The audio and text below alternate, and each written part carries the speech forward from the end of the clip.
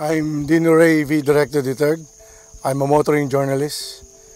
And the question that I've often been asked, why the Mitsubishi Lancer Evo 5? Well, I fell in love with the car when I saw it in a WRC competition in 1998. It was driven by Tommi Mäkinen.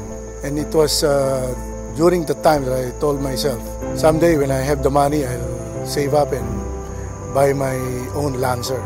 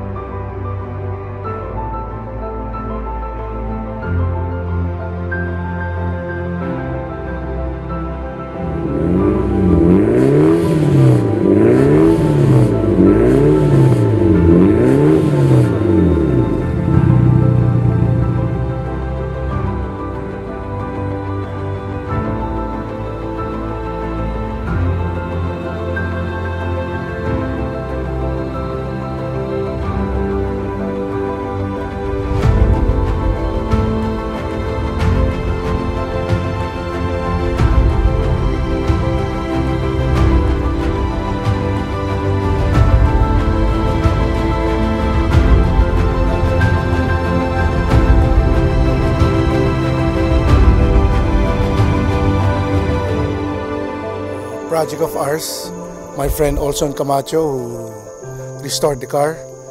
He worked on it for almost a year, and after a year we won in a car competition, the Manila Auto Salon.